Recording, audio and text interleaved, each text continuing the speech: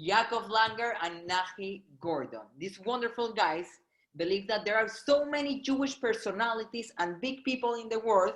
And they said, look, they all have a story on how they became who they are today. So they decided to do this Meaningful People podcast. They say it's deep, unboundedly interesting, fun, and uplifting. And they do this podcast as a weekly opportunity for both Nachi and Yaakov to talk to the Jewish world's meaningful people. They have interviewed Jewish personalities like Uncle Moishy, Harary, Charlene Aminoff, Friedman, Rabbi Moshe Weinberger, and Paysach Krohn, Zusha, Pesach Weiss, and many more interesting people. They're on season 2 of Meaningful People podcast, and I could end the introduction for our guest now, and it will be amazing, but there's more. Nachi also created Meaningful Minutes, a leading innovative Jewish organization that is engaging the global Jewish community with quality Torah content via various media platforms. And as one of the largest social media accounts in the Torah world, they have achieved the following. Look at this. Being the #1 Jewish podcast on Apple with 700,000 views and downloads, over 31,000 Instagram followers, 29,000 WhatsApp broadcast subscribers, and last but not least, the revolutionary Meaningful Minute mobile app having over 14,000 downloads. And by the way, this app, people have access to a new inspirational video every day, every single day, a new inspirational video, and they can read and interact with motivational speakers, daily posts, and watch their minute-long videos. Once you register in this app, you can save videos or easily sponsor a post in honor of a loved one. And today, we have the big honor of having the people behind this great, great movement. Today, Yaakov and Nachi are our precious guests. Nachi and Yaakov, welcome. How are you doing today? We're doing great, but you're making me feel terrible, and I'll tell you why. Armando, that was the best intro to anything. That I'm including, secular TV, no Nachi, come on. Like, that was such a good... I was doing okay, but after that, I'm doing a lot better. That was awesome. Thank you so much. Okay. You can end this right now. That was good. My ego is so boosted now. Thanks so much. I want to clarify, and my part in all of this is just together with Nachi doing the podcast. Meaningful Minute, the app, all of that is all of Nachi's hard work that he's put in. And I'm sure Nachi's going to be humble about it. But I don't want people to get confused. Nachi started it, and that's what he's doing. And yeah, Nach, tell them a little more about the app. 1 second, are you asking the questions or is Armando asking the questions? Yeah. No, okay, fine. Don't tell them about that. I'm trying to give you a plug, man. Yeah, this is weird because I'm interviewing interviewers, so they take the place. You're gonna realize we're terrible. We're terrible at getting interviewed. Like, doing the interviews, we're okay, but like getting interviewed, not our jam. Or maybe it will be. I don't know. Okay, you can ask the first question if you want. Yeah, you guys, anyone who's watching or listening can download the Meaningful Minute app in the App Store, Android, iOS. It's pretty much a social media platform dedicated for meaning, for Torah thoughts, ideas, posts from your favorite rabbis and speakers from all over the world in real time. So definitely go check that out. And of course, you can listen to the podcast. You can listen to the Meaningful People podcast there as well. Amazing. So, guys, how did the idea of Meaningful People come up? Nah, you want to take this or? Yaakov, you're good at this one. Okay, so Nachi reached out to me. We kind of knew each other. We were acquaintances.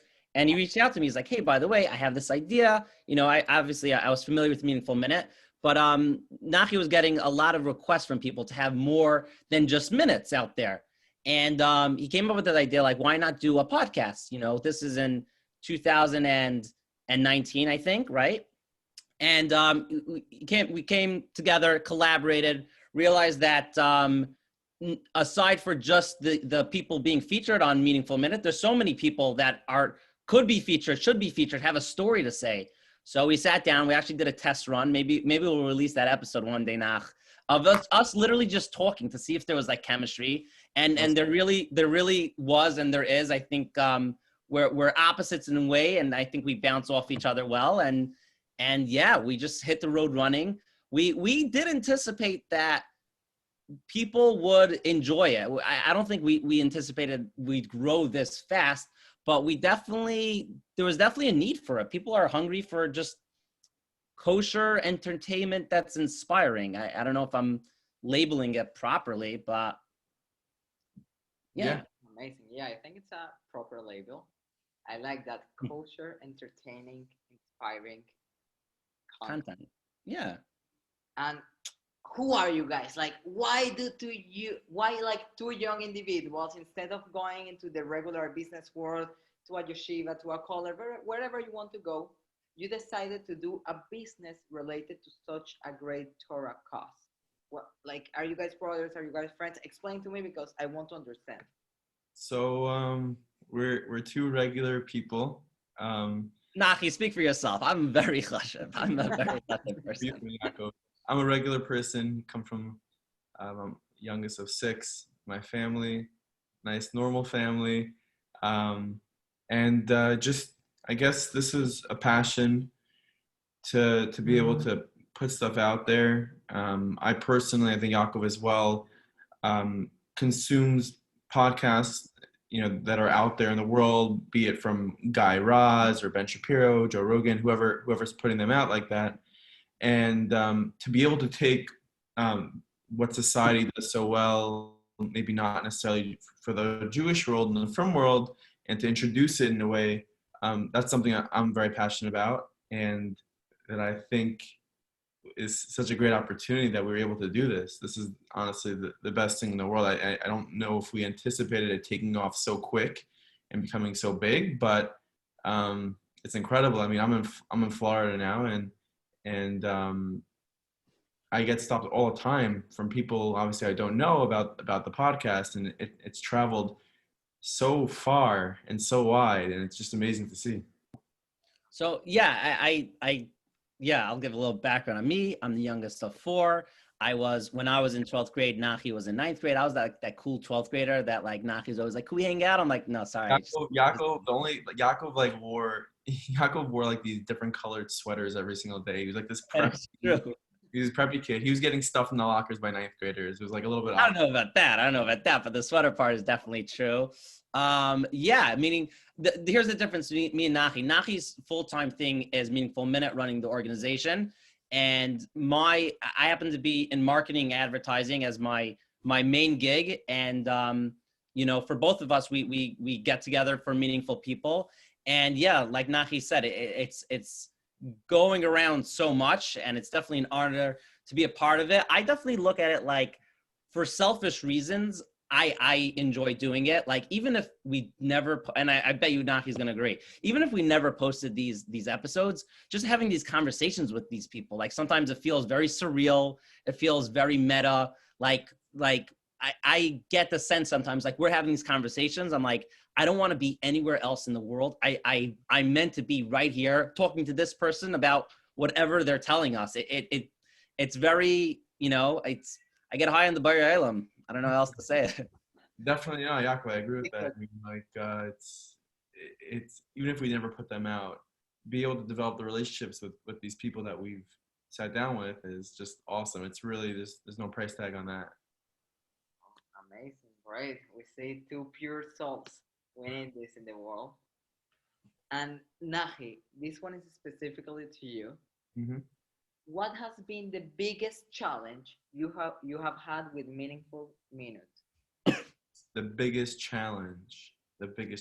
Give an honest answer, Nachi. There's like fluffy. I mean, I don't know what the answer is, but there's like fluffy answers. Give him like the same way when we say Amari Stoudemire, what's your favorite mitzvah? He says Shmir Sanaim. That's a straight up answer. People love that. The biggest challenge I'd say is probably scaling. I mean, Meaningful Minute grew in its early years. I mean, we're about to hit our 4th year, and it really grew very quickly, and very organically, and to be able to scale accordingly and meet the demand and the need, but really it requires a lot more work and effort and realizing what people want to see and hear, and that's constantly changing. You know, what people wanted to hear and see 2 years ago and 3 years ago is different today. So just being able to stay in touch, finger on the pulse, obviously building out the right team, to be able to grow with the need. That's been the biggest challenge, I'd say. It's not like the most flashy answer, but it's honest. Oh, that's great. We appreciate honesty. And how many people are in the Meaningful Minute team? The Meaningful Minute team right now consists of 3 full-time people, 2 part-time, but we are growing. We are growing, actively hiring, and hopefully. I saw you're hiring on the website. Yeah, hopefully. Hopefully in the next few weeks we have some big things dropping. And Wait, Nachi, for someone who's watching this or reading this, where could they apply? well, you can go to meaningfulminute.org. We have really 2 job openings right now: chief content officer and social media manager / director of marketing. Those are 2 jobs available that could be applied at meaningfulminute.org. You can go check that out. I appreciate the question, Yaakov. Sure. You see, Yaakov, you're involved in Meaningful Minute. You just don't want to admit it. And guys, look, I know you have interviewed different types of Jews, so I decided to structure this question like this. It has different sections. So first of all, and you guys can choose who wants to start. First, what is your favorite story of a rabbi that you have interviewed? A rabbi or anyone? A rabbi. Ooh, a rabbi. I'll start. My favorite Don't story. steal mine, Nachi. I don't know which one yours is, but you're asking which is our favorite story that they said. Yeah. From a rabbi. Yaakov, I know which one is yours, and I'll let you have it. Thank you. Mine is a story of Moshe Weinberger said that when he was, I guess, a younger boy, he went to 770, and he wanted to go see the Lubavitcher Rebbe and just meet his eyes and get some chizuk from him. And when he went there, all of a sudden there's tons of Hasidim packed there, and he saw the Rebbe, and he got someone pushed him to the front, and the Rebbe just stepped into the car, and he didn't meet his eyes, and the Rebbe took a step out of the car and went towards him and went straight up to his face, and he went like this. And Moshe Weinberger said that gave him so much chizuk, and he got his answer. I think it was at that time in his life, he was thinking whether he should go into chinuch or continue learning, go into business, and that really gave him a push. He felt like it was a sign. And I thought it was such an interesting story, how that even happens.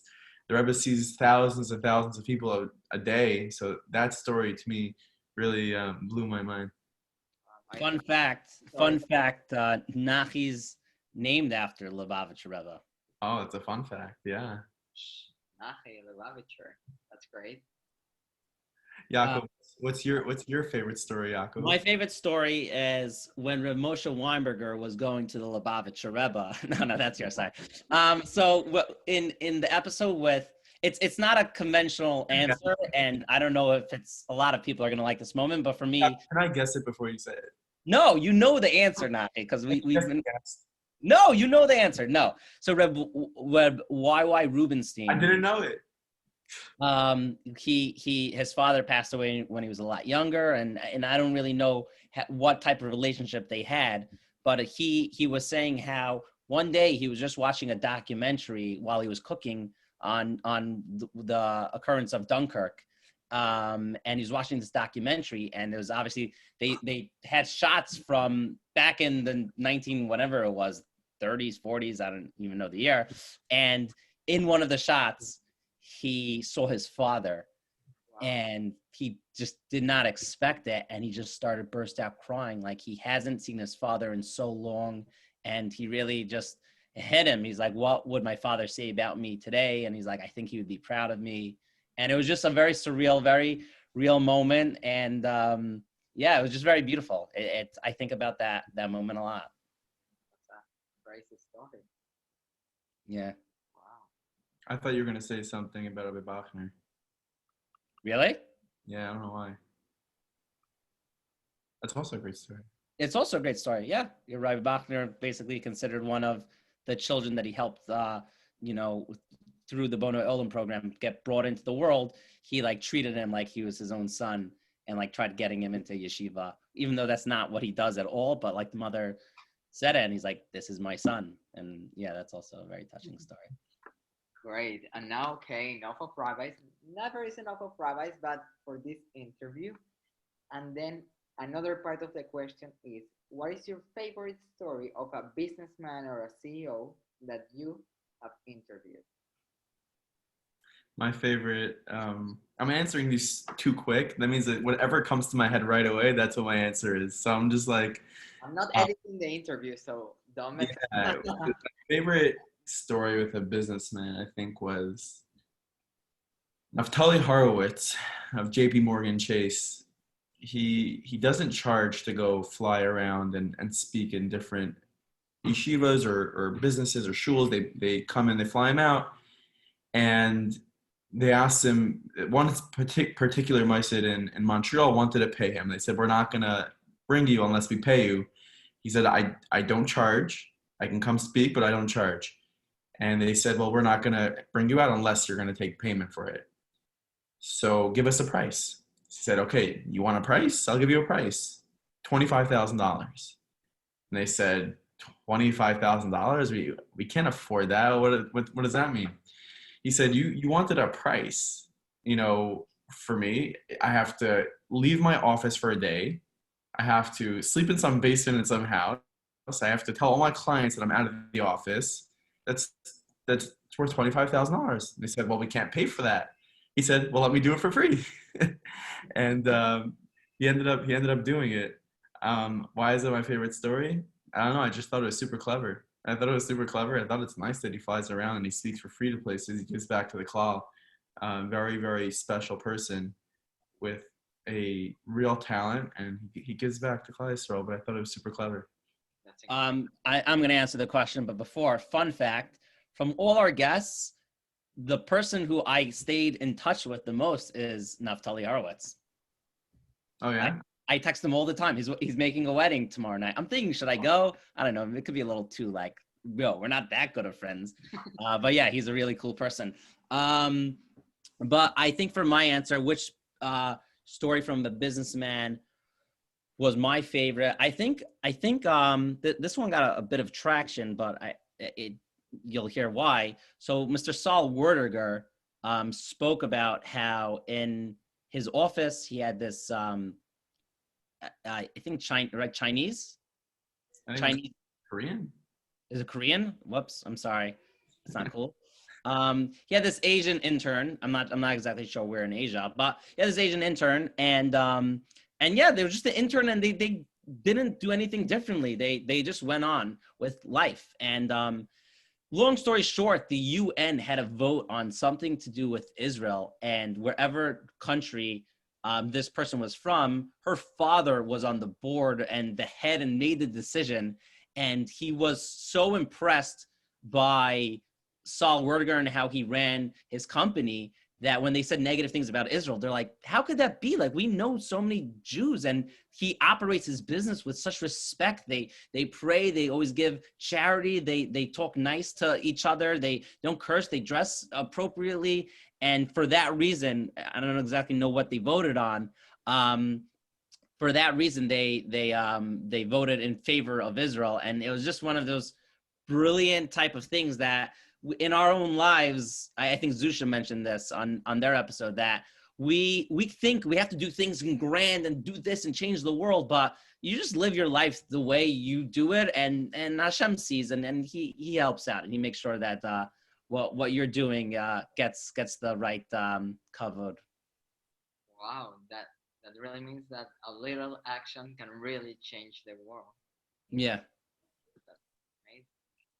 Okay, guys, the third part. Great stories, by the way. What is your favorite story of an influencer you have interviewed?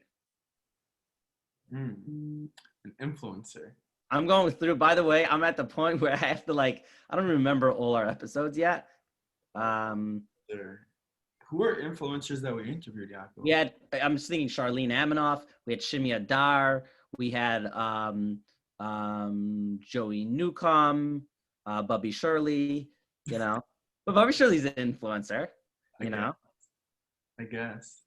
I'm trying to see. You have an answer, Yaakov? I feel bad that you had to answer these first. So yeah, let me take it away. I'm looking through, trying to find someone. I think, yeah, so it wasn't a story. It was more, I'm going to use Joey Newcomb as an influencer. It wasn't a story, but it was more of a mushal. He basically was when he was on vacation once he happened to see a TV program called Chopped. And he basically like gave a really, I'm not going to give it away because I want some people, if they didn't listen to it, to go watch it. He gave a great parable how Chopped is kind of like our lives and nothing's really perfect. And I'm not going to say the full story because I want you to listen to that episode with Joe Newcomb. And also, I don't really remember the mushal so well, but go listen to that episode. It's really good. Nah, what about you? What's your? I don't know. I'm like looking at the episodes. I think mine is with David Bashevkin. D-Bash ideas. He was my professor in Yeshiva University. Oh, really? Was he a good professor? Huh? Was he a good professor? Amazing. Okay. RateMyProfessor.com. Hit him up. My I guess my favorite, I don't know, it was a story, but it was a really nice vart that he had. Obviously, we did it. It was our second time around. It was our Purim episode with him, with A.Y. Milstein as well.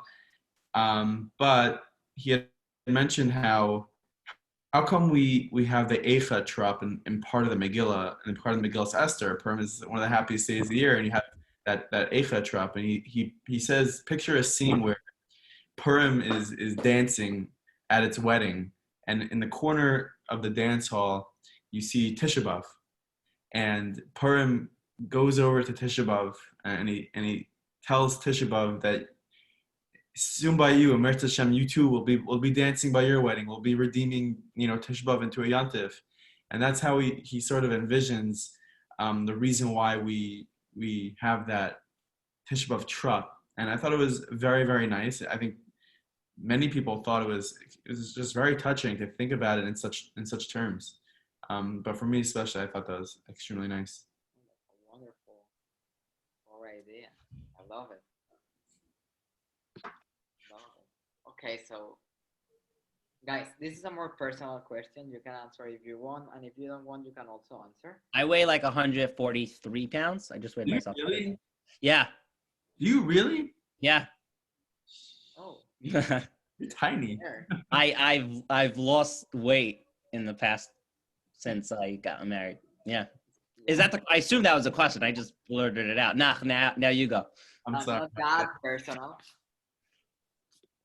But, yeah, like I want to ask you guys, did you always have the support of people, or like at the beginning they were saying, look, it's not such a great idea, or you guys are wasting your time? Like I want you guys to tell us a little bit more about the support.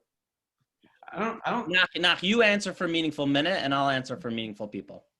Okay, yeah. I mean, for Meaningful Minute, I always say that the reason why Meaningful Minute even exists is because I didn't really ask anybody before I started if it was a good idea.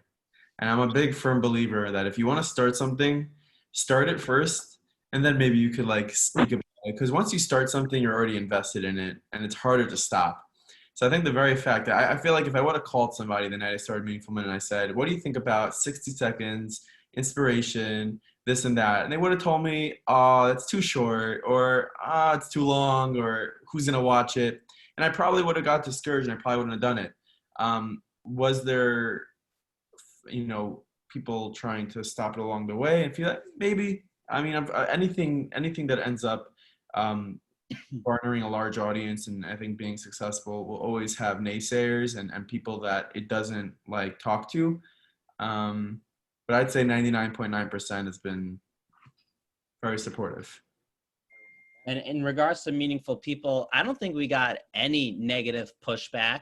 I think in the beginning, some people were a little, not a lot, but a few people were like critical in a certain way. And what I've come to realize is that the people, I mean, I always love criticism. First of all, don't criticize us in public, like DM us or privately tell us, because we don't want to make this like a whole public. Yeah, we want to do better, so tell us in private. But what I found is that the best people to listen to their critiques and their feedback are the people that are like really invested. Because we had so many people that listened to like one episode and then they had so many ideas of which people we should have and this and that, and they're entitled to their opinion. But it's the people that literally, like, if someone reached out on Sunday, that they say, hey, I listened to every single episode, I love it, and he always gave me positive feedback. He's like, by the way, I have this suggestion for this person to come on. So it kind of, I'm like, okay, that sounds like what we want. So we'll listen. But yeah, Baruch Hashem, people have been. I think there wasn't flack with the podcast, but I think, it was definitely harder for us to get guests in the first season and when we first started, where it's like, what is this podcast? Who listens? Like, it was sort of like not really a name. And I think now that's gotten a little bit easier to get guests. Oh, great.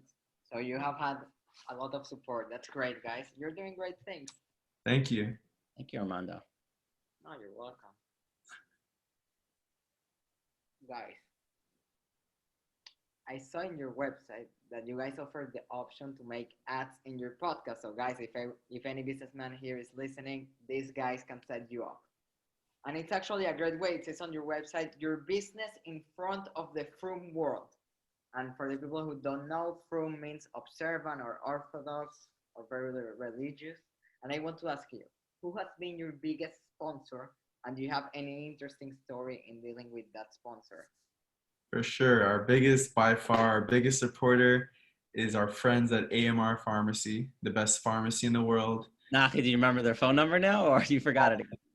848-222-1110, or head to amrpharmrx.com.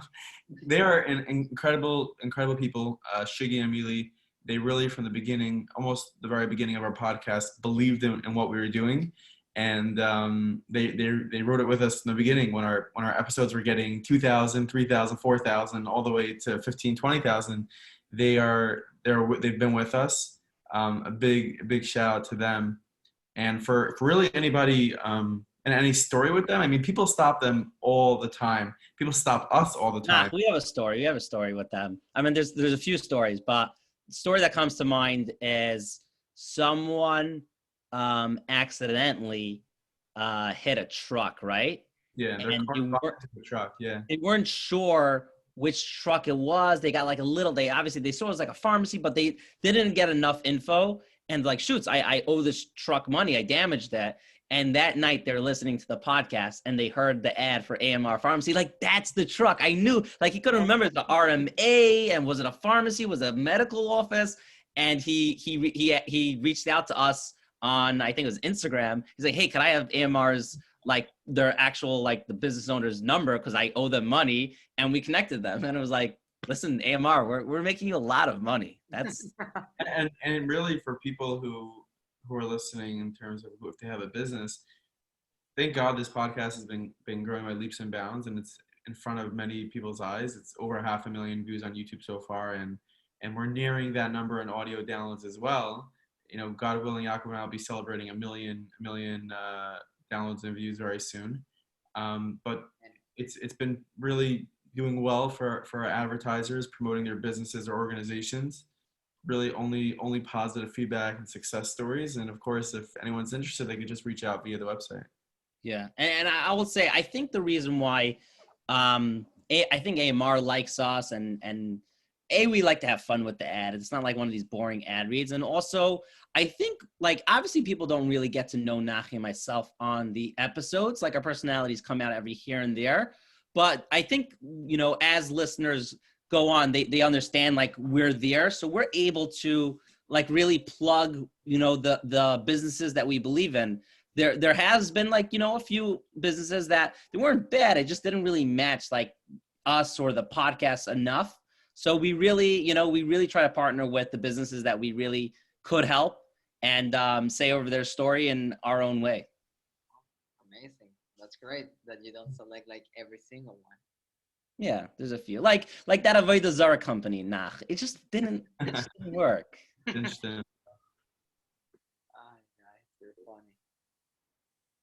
Nachi, where do you see meaningful minutes in 10 years? And Yaakov, where do you see meaningful people in 10 years? Okay.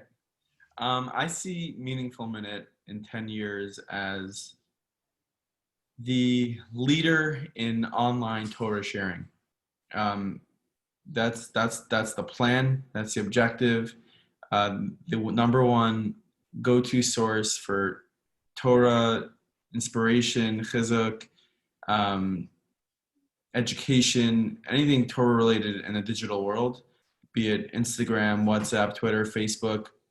I hope and I believe that Meaningful Minute will be there, and it's a household name, thank God, already, and I think it'll be like a building no name by then. I don't know. I mean, and any TikTok, you guys? Right now we're playing around with Instagram Reels. You can follow at Jack Langer on TikTok on a personal level. I think. I mean, again, maybe you should ask a Rav. I don't know. Ask a Rav, obviously, or maybe don't ask her. I don't know if you're Mahal. I think you should be on TikTok because the same way how Instagram, it wasn't a thing. The From World wasn't on Instagram. It wasn't accepted. And then we made a Jewish from Instagram. We made it from Twitter. It's already happening on TikTok somewhat. But to answer... It's on TikTok. What? You said, like, I get high on the boy Olam. That's from TikTok. TikTok really exploded that.